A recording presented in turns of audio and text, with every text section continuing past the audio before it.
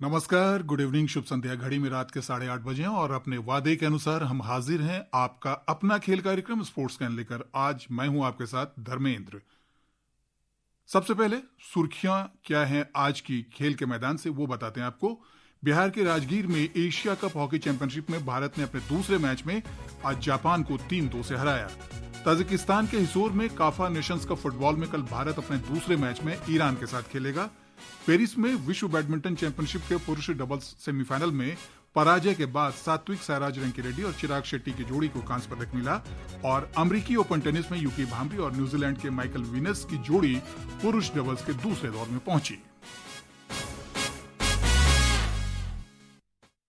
तो शुरुआत करते हैं हॉकी से, क्योंकि बिहार के राजगीर में पुरुषों की एशिया कप हॉकी चैंपियनशिप में आज भारत ने जापान को 3-2 से हराकर लगातार दूसरी जीत दर्ज की। इस जीत से भारत ने सुपर 4 में जगह बना ली है। ज्यादा जानकारी के साथ हमारे पटना संवाददाता धर्मेंद्र कुमार राय। राजगीर में खचाखच भरे अंतर्राष्ट्रीय स्टेडियम में कप्तान हरमनप्रीत सिंह के नेतृत्व वाली टीम ने कांटे की टक्कर में जापान के खिलाफ जीत हासिल कर दर्शकों की आकांक्षाओं को पूरा किया। हरमनप्रीत सिंह का शानदार प्रदर्शन जारी रहा और उन्होंने 2 गोल दागकर मेजबान टीम की जीत पक्की कर दी। प्रतियोगिता में इसके साथ भारतीय कप्तान ने 5 गोल पूरे कर लिए हैं। जापान की ओर से दोनों गोल क्वाबे ने किए। 3-2 से जीती हुई बाजी में अभिषेक को मैन ऑफ द मैच चुना गया। धर्मेंद्र कुमार राय, आकाशवाणी समाचार, राजगीर। इस जीत के बाद भारतीय कप्तान हरमनप्रीत सिंह ने कहा कि टीम ने आज बेहतर किया, लेकिन आने वाले मैचों में इससे और भी बेहतर प्रदर्शन की उम्मीद है। अच्छी बात है कि हम मैच जीत रहे हैं, थोड़े क्लोज मैच रह रहे हैं, बट आई थिंक हम हैप्पी हैं कि एटलीस्ट जो परफॉर्मेंस है लास्ट मैच से इस मैच में हमने स्टेप अप किया। गोल भी हुआ और अनलकी था क्योंकि गोल पोस्ट पे लग के वो चीज होना, बट स्टिल आई थिंक जब तक आप ग्राउंड में हो आपको शार्प रहना पड़ेगा एंड जो डिफेंस है स्ट्रॉन्ग रखनी पड़ेगी। सो डेफिनेटली जो लास्ट मिनट वाला गोल था वो हम भी सकते थे, एज ए टीम अच्छी डिफेंस कर सकते थे। टीम के मुख्य coach Craig Fulton Asia cup के सुपर 4 के लिए क्वालिफाई करने के पहले लक्ष्य को हासिल करने के बाद बेहद खुश नजर आए। I think the guys had a really good first half. Pressure was on and we scored some nice goals. Pity we couldn't convert a few more, but we march on and tomorrow night's another game. I think we scored two PCs, which was decent, and we also did well on penalty corner defense, and yeah, I'm happy with both. और आज के इस match पर अपने विचारों के साथ हमारे साथ फोन लाइन पर जुड़ रही हैं खेल पत्रकार रूपा रमानी। रूपा, स्वागत आपका।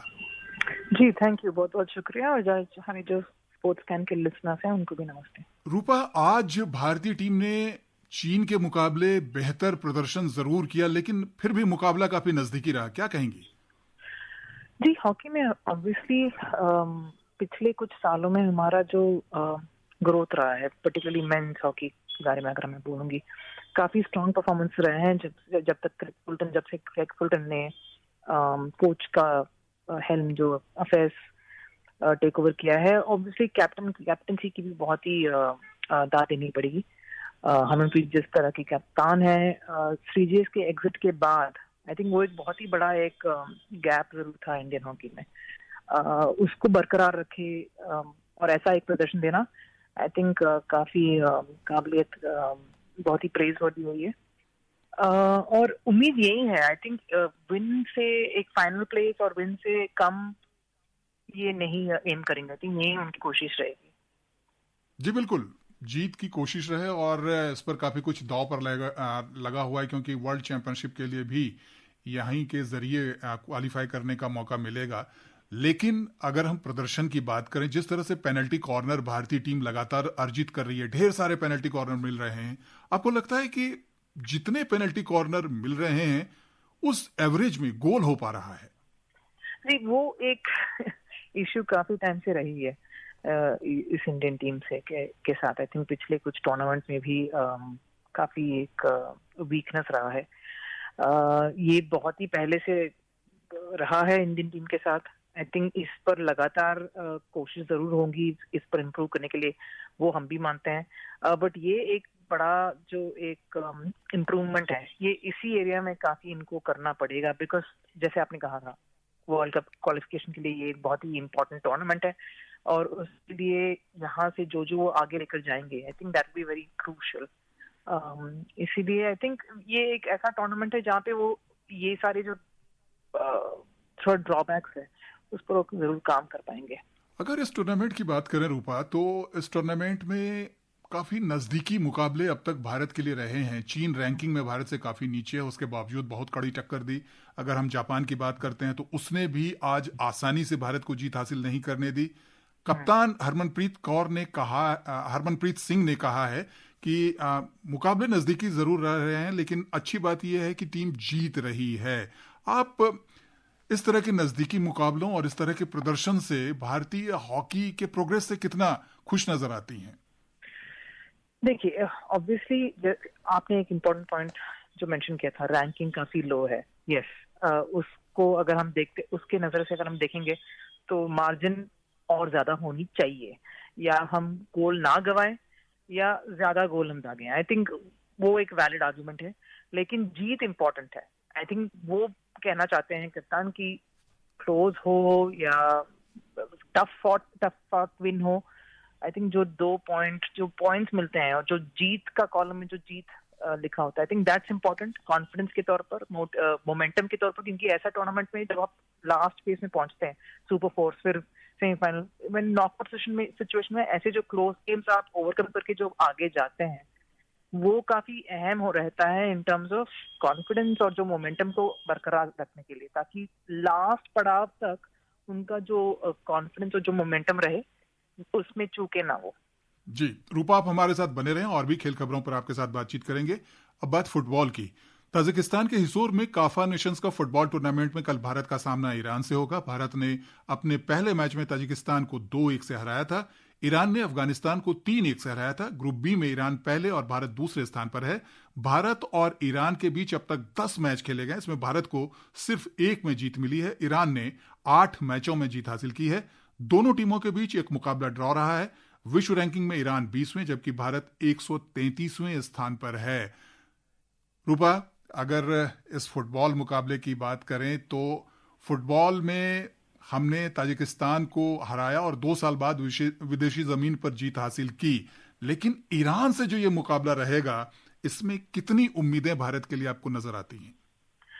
बहुत ही टफ मैच है ये, और जिस स्थिति से इंडियन फुटबॉल गुजर रही है अभी, चाहे वो इंटरनेशनल स्टेज में हो या डोमेस्टिक स्टेज में, काफी मुश्किल दौर है जरूर। आई थिंक जब से सुनील चेत्री की रिटायरमेंट हुई, फिर उनकी वापसी भी किया था, कमबैक भी किया था उन्होंने मनोलो के आगे, मनोलो कोच के आगे। अभी ये नई कोच आगे ले जा रहे हैं फुटबॉल को। ये एक अच्छा स्टार्ट रहा है इनके नए कैंपेन में। ये काफी पहले, ये बहुत ही एक्सपीरियंस के साथ आते हैं ये जो हमारे नए कोच हैं अभी इंडियन फुटबॉल जो अफेयर्स जो अभी हैंडल कर रहे हैं। बट यस, ईरान के खिलाफ अगर हम बात करेंगे, बहुत ही टफ होगा ये कॉन्टेस्ट। जितना वो होल्ड ऑफ कर पाएंगे, जितना वो अपना डिफेंस बरकरार रख पाएंगे, आई थिंक वो बहुत ही इम्पोर्टेंट रहेगा ऐसा गेम में। क्योंकि जिस तरह के पिछले महीनों में एक भी जीत नहीं, उन्हें कितने सारे लॉसेस हम देखने को आए हैं अभी। विमेंस फुटबॉल जिस तरह अच्छा कर रही है, उसके एब्सोल्युटली कॉन्ट्रास्टिंग ही मेंस फुटबॉल जा रही है, तो बहुत ही डिफिकल्ट फेज जरूर है। बट हाँ, जिस तरह वो अपने डिफेंस को स्ट्रांग रख पाएंगे यहाँ पे, I think that will be the biggest test. दूसरी खबर की तरफ चलते हैं। प्रधानमंत्री नरेंद्र मोदी ने आज मन की बात कार्यक्रम के 125वें एपिसोड में श्रीनगर के डल झील में पहली बार खेलो इंडिया के माध्यम से आयोजित वाटर स्पोर्ट्स का जिक्र किया। प्रधानमंत्री ने कैनोइंग में स्वर्ण पदक जीतने वाली ओडिशा की रश्मिता साहू और कश्मीर के मोहसिन अली से बात भी की। प्रधानमंत्री ने रश्मिता साहू को कैनोइंग में उनकी सफलता और कश्मीर में आयोजित वाटर स्पोर्ट्स में गोल्ड जीतने पर बधाई दी। साथ ही इस खेल में उनकी रुचि और खेलों के महत्व पर बात की। सुनते हैं ये बातचीत।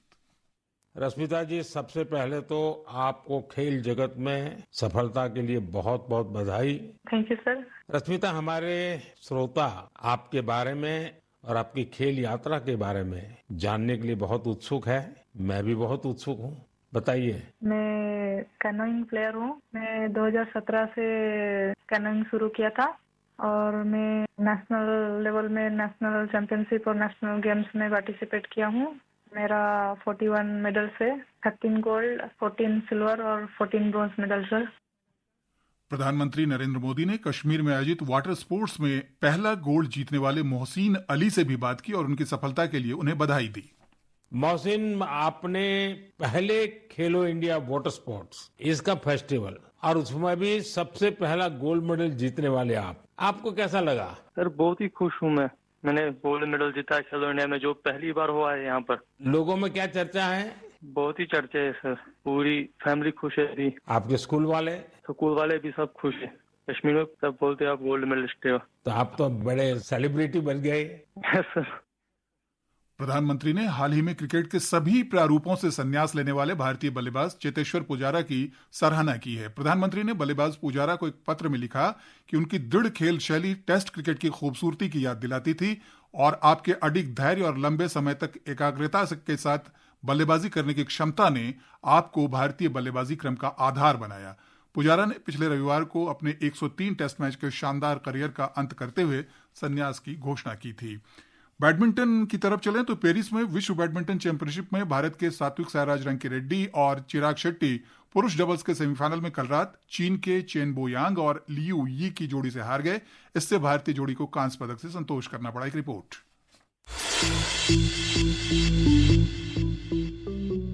भारत के लिए पदक सुनिश्चित करने के एक दिन बाद सात्विक और चिराग के पास विश्व चैंपियनशिप के फाइनल में पहुंचने वाली पहली भारतीय पुरुष जोड़ी बनने का मौका था, लेकिन 67 मिनट तक चले मुकाबले में उन्हें 19-21, 21-18, 12-21 से हार मिली और सपना अधूरा रह गया। चीनी जोड़ी के खिलाफ 2 मैचों में ये भारतीय जोड़ी की पहली हार थी। India open, Singapore open, Malaysia open और चीन ओपन के बाद ये सात्विक चिराग के इस साल सेमीफाइनल में 5वीं हार है। इस भारतीय जोड़ी का विश्व चैंपियनशिप में ये दूसरा पदक है। इससे पहले उन्होंने 2022 में कांस्य पदक जीता था। एशियाई खेलों के चैंपियन सात्विक और चिराग ने क्वार्टर फाइनल में मलेशिया के 2 बार के ओलंपिक पदक विजेता आरोन चिया और सोह वुइजिक को हराकर 2011 से लेकर अब तक इस टूर्नामेंट में पदक जीतने का भारत का सिलसिला जारी रखा था। हालांकि भारतीय टीम अंतिम 4 में चीन की जोड़ी की कड़ी चुनौती का सामना नहीं कर सकी। इसके साथ ही टूर्नामेंट में भारत का अभियान भी समाप्त हो गया। नवीन सक्सेना, स्पोर्ट्स स्कैन।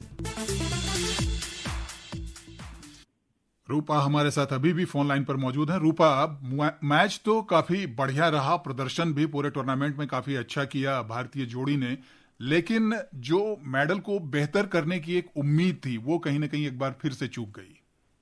जी बिल्कुल। आई थिंक 2 चीजें यहाँ पे। एक तो बहुत ही बेहतरीन मैच था, काफी क्लोज ले गए थे वो, लेकिन एक चीज जो डिफरेंशिएटर था कि जो उनके अपोनेंट्स थे वो बहुत ही शार्प थे, वो उनको काफी टायर आउट कर रहे थे, काफी लॉन्ग रैलीज में एंगेज कर रहे थे। तो दैट्स प्रोबेबली एक एरिया जहाँ पे वो उसके ऊपर वो ध्यान दे सकते हैं फॉर फ्यूचर टूर्नामेंट्स। ये एक अच्छी पॉजिटिव है डिस्पाइट बीइंग ब्रॉन्ज। जो मैं देखूंगी कि 2023 में नंबर 1 होने के बाद ये जोड़ी काफी लास्ट ईयर काफी बुरा प्रदर्शन था, काफी मिक्स्ड बैग था उनका, थोड़ा अप्स और डाउन्स। तो इस बार सिर्फ 1 महीने पहले वो वापस टॉप 10 में ब्रेक इन किए थे, तो उस नजरिए से ये एक अच्छा परफॉर्मेंस है। यहाँ से वो पॉजिटिव ही लेकर जाना चाहेंगे और जो वीकनेस जो इस मैच में दिखा उनको, क्योंकि लीड काफी था उनका तीनों गेम में, फिर भी हो चुके, तो वो लीड को कैसे बरकरार रखे एंड तक गेम पॉइंट तक ले जाए, आई थिंक उस पर वो काफी ध्यान दे। रूपा, शुक्रिया हमसे जुड़ने के लिए और बातचीत करने के लिए। शुक्रिया। कुछ और खेल खबरें। अमेरिकी ओपन टेनिस में भारत के यूकी भांबरी और न्यूजीलैंड के माइकल वीनस की जोड़ी पुरुष डबल्स के दूसरे दौर में पहुंच गई है। पहले दौर में यूकी और वीनस की जोड़ी ने अमेरिका के मार्कोस गिरोन और लर्नर टीएन की जोड़ी को 6-0, 6-3 से हराया। इससे पहले अनिरुद्ध चंद्रशेखर और विजय प्रशांत की जोड़ी भी अमेरिका के क्रिश्चियन हैरिसन और इवान किंग को हराकर दूसरे दौर में पहुंच चुकी है। भारत ने 13 से 21 सितंबर तक टोक्यो में होने वाली विश्व एथलेटिक्स चैंपियनशिप के लिए जैवलिन थ्रोअर नीरज चोपड़ा की अगुवाई में आज 19 सदस्यीय टीम की घोषणा की। देश के इतिहास में पहली बार भारत के 4 पुरुष जैवलिन थ्रोअर इस चैंपियनशिप में हिस्सा लेंगे। और अब घड़ी की सुइयां कह रही हैं कि आज के हमारे स्पोर्ट्स कैन कार्यक्रम का समय समाप्त हो रहा है। तो अपने दोस्त धर्मेंद्र को दीजिए अनुमति, कल फिर मुलाकात होगी ढेर सारी नई खेल खबरों के साथ। नमस्कार।